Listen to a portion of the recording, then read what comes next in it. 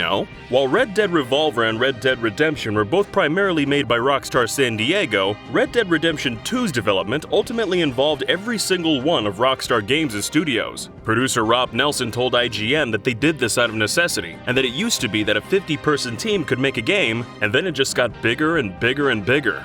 Despite this massive crew, work on the game still took the better part of a decade. In fact, development on Red Dead Redemption 2 began around the time production finished up on the first game in 2010. By the end of summer 2011, writer and executive producer Dan Houser already established a rough outline of the game's flow and story. Afterwards, Rockstar's writing staff toiled for more than a year making rough drafts for the game's story and its missions, and the team began reading through scripts with the gameplay, art, and animation directors as early as fall 2012. Nevertheless, the writing crew continued to revise and polish the script all the way up to 2018. By the time the game's story was finalized, the main campaign script was around 2,000 pages long just on its own. Houser estimates the complete screenplay, including every single side mission and some 500,000 lines of dialogue, would be around 8 feet thick. Long before the script was completed in 2013, Rockstar began hiring some 1,200 actors for voiceover and motion capture work. This turned Rockstar's recording studio in Bethpage, New York into the region's largest employer of actors for miles around.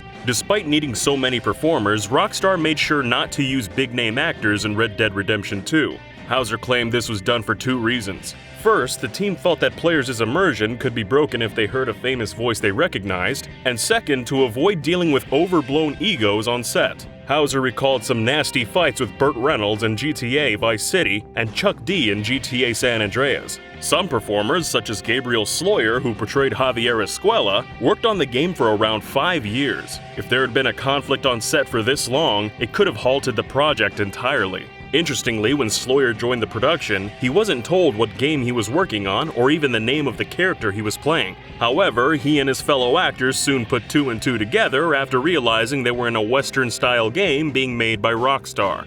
Due to the script's constantly changing nature, acting in the title proved to be challenging. Any recordings of the performers might need to be completely redone or completely cut at a moment's notice. This led to a hectic production at times, and actors could have their lines handed to them the same day they were set to record. Each scene also required actors to wear uncomfortable mocap suits with anywhere from 60 to 70 cameras, some right up in their faces, filming their every move from many angles. Additionally, Rockstar's strict secrecy often left the actors guessing as to what each scene was about, and even the overall direction of the story.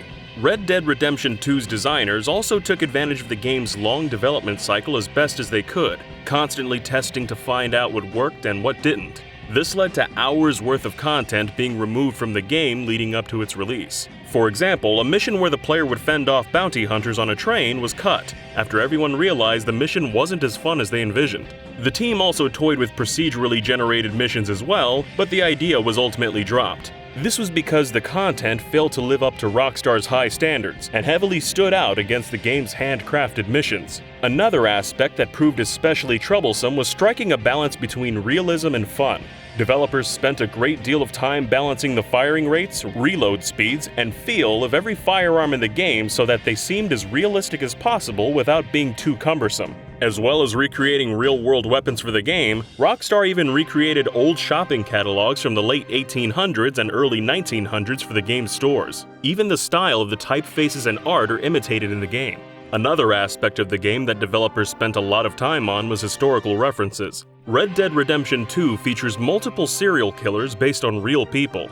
The game's murderer Edmund Laurie Jr. is even a double reference. Not only is he a nod to Eddie Lowe, a serial killer from Grand Theft Auto 4, his character is based on the real-life killer Steven Richards. In the game, Laurie hacks bodies limb from limb and leaves them scattered across the land. When the player puts the clues together and finds Laurie, they discover his cellar is full of human body parts. The real-world Steven Richards killed at least 4 men in the late 1870s, and butchered an entire family while they slept in their homes shortly after. The game's Aberdeen siblings are also based on a mass-murdering family from 1870s Kansas called the Bender family. When the player arrives at the Aberdeen farm, they're invited in for dinner by Bray with his supposed wife, Tammy. It unfolds that the duo are in fact siblings, and if the player stays with them, they'll wake up after being robbed and tossed into a mass grave.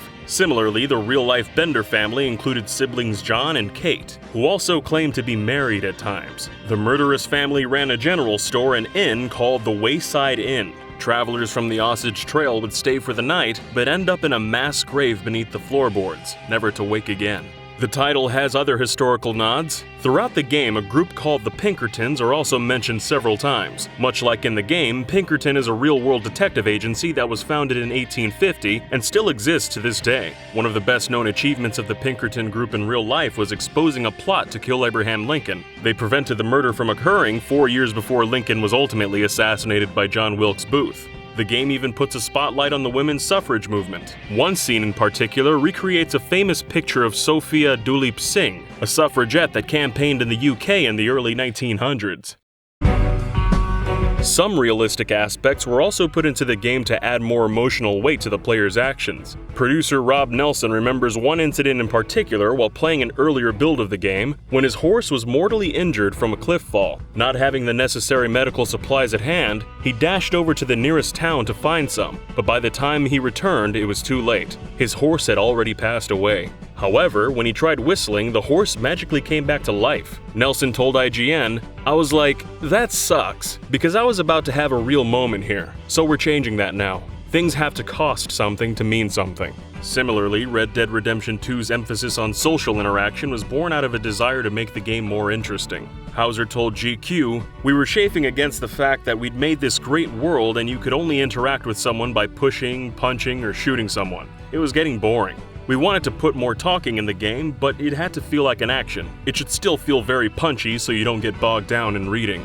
The developers finally made their breakthrough by focusing on how the game could react to the player instead. This mindset opened up many possibilities, and the team eagerly added as many new ways to interact with the game's world as possible. This easily worked into the premise of being part of a gang as well, and pushed the team to make each gang member feel like a real person in the player's family.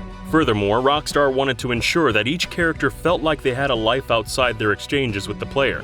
Rockstar toyed with a similar idea for Michael's family in Grand Theft Auto 5, but were determined to take it to the next level in Red Dead Redemption 2. Their ultimate goal was to create a living, breathing world that didn't exclusively revolve around the player. Hauser admitted, "If we'd known how much work it was going to be, then maybe we'd have backed off. But once we committed, we were like, we've got to make this work. Let's have some fun with it."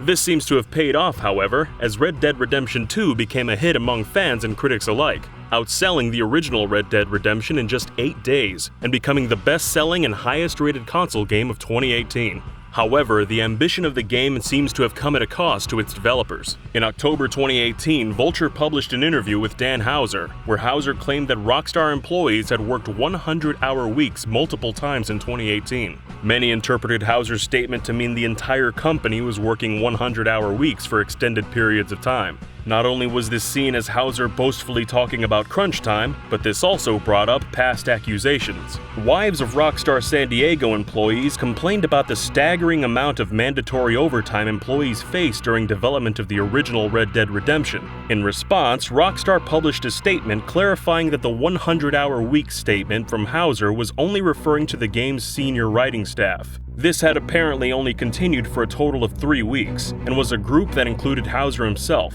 Hauser also stated, "More importantly, we obviously don't expect anyone else to work this way.